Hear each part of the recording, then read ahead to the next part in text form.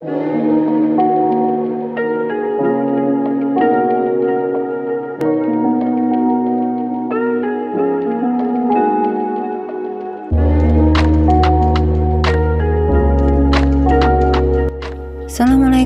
warahmatullahi wabarakatuh. Apa kabar anak-anak? Semoga kalian tetap dalam keadaan sehat walafiat. Jangan lupa untuk tetap mengikuti protokol kesehatan dengan memakai masker jika keluar rumah, cuci tangan sebelum dan setelah melakukan aktivitas, serta menjaga jarak. Anak-anak, kali ini kita akan belajar tentang penggolongan makhluk hidup. Tujuan penggolongan makhluk hidup adalah untuk memudahkan kita dalam mengenali, membandingkan, dan mempelajari makhluk hidup. Penggolongan tersebut didasarkan pada persamaan dan perbedaan ciri yang dimiliki makhluk hidup. Nah, yang pertama kita pelajari adalah penggolongan hewan. Terdapat beberapa cara terkait penggolongan hewan, antara lain berdasarkan persamaan penutup tubuh, tempat hidup, alat pernafasan, jenis makanan, cara bergerak, dan cara berkembang biak. Penggolongan hewan berdasarkan penutup tubuhnya. Terdapat kelompok hewan yang penutup tubuhnya sisik, contohnya ikan, ular, dan buaya. Kelompok hewan yang penutup tubuhnya cangkang, contohnya siput, kura-kura, dan penyu. Kelompok hewan yang penutup tubuhnya bulu, contohnya ayam dan burung. Serta hewan dengan penutup tubuh rambut, contohnya kucing, kambing. Nah, anak-anak, bedakan ya hewan yang penutup tubuhnya bulu dengan hewan yang penutup tubuhnya rambut. Selanjutnya, penggolongan hewan berdasarkan persamaan tempat hidupnya. Ada hewan yang hidup di darat, contohnya singa, kucing, dan kuda.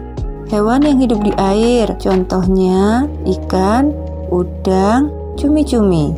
Ada juga hewan yang hidup di darat dan di air, contohnya katak, kodok, dan salamander. Tahu tidak kalian perbedaan antara katak dan kodok? Nah, coba perhatikan gambar berikut ini. Sekarang, coba cari perbedaan antara katak dan kodok. Penggolongan berikutnya berdasarkan persamaan alat pernafasan. Terdapat kelompok hewan yang bernafas menggunakan paru-paru, contohnya rusa, lumba-lumba, dan paus. Hewan yang bernafas dengan insang, contohnya ikan, kecebong. Kelompok hewan yang bernafas dengan trakea, contohnya kupu-kupu, belalang. Hewan yang bernafas dengan kulit, contohnya cacing. Penggolongan hewan berdasarkan jenis makanan. Ada kelompok hewan herbivora atau kelompok hewan pemakan tumbuhan. Contohnya sapi, kambing, kuda. Hewan pemakan daging atau biasa disebut karnivora. Contohnya adalah singa, buaya, harimau. Serta omnivora adalah kelompok hewan pemakan tumbuhan dan daging. Contohnya bebek, ayam, tikus. Berdasarkan persamaan alat gerak, ada kelompok hewan yang bergerak menggunakan kaki, hewan yang menggunakan sirip, bergerak menggunakan sayap, serta bergerak dengan menggunakan perut.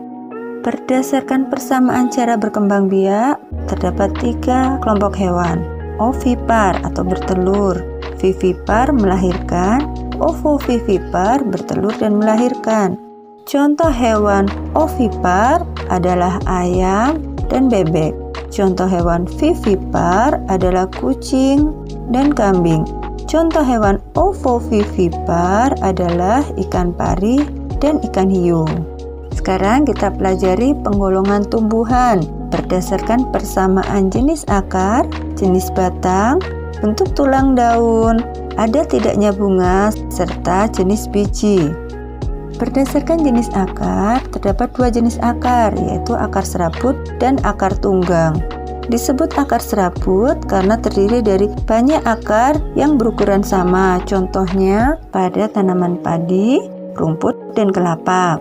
Akar tunggang terdiri dari 1 akar utama dan akar-akar kecil, contohnya pada pohon mangga, jeruk, dan rambutan. Persamaan berdasarkan jenis batang. Terdapat tanaman yang berbatang kayu, contohnya jati, nangka, dan jambu. Tumbuhan yang memiliki batang rumput, contohnya rumput, jagung, dan tebu. Serta kelompok tumbuhan yang berbatang basah, contohnya pohon pisang, bayam, dan kangkung. Penggolongan tumbuhan selanjutnya berdasarkan bentuk tulang daun.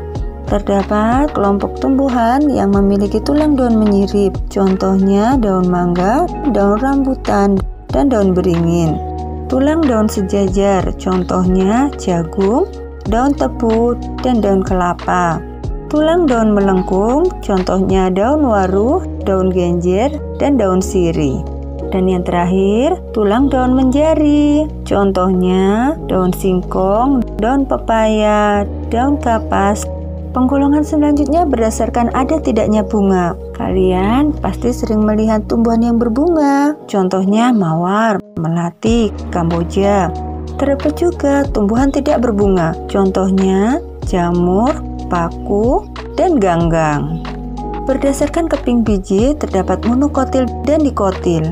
Monokotil adalah tumbuhan yang memiliki biji tunggal, tidak terbelah, atau hanya berkeping satu. Contohnya padi dan jagung. Tumbuhan dikotil merupakan tumbuhan berbiji belah atau berkeping biji dua. Contohnya kacang dan mangga. Anak-anak, jika kalian ingin membedakan apakah keping bijinya monokotil atau dikotil, bisa kita lihat dari tulang daun, batang, bunga, serta jenis akarnya. Anak-anak, dengan ilmu kamu bisa mengubah dunia. Maka tetap semangat untuk mencari ilmu. Wassalamualaikum warahmatullahi wabarakatuh.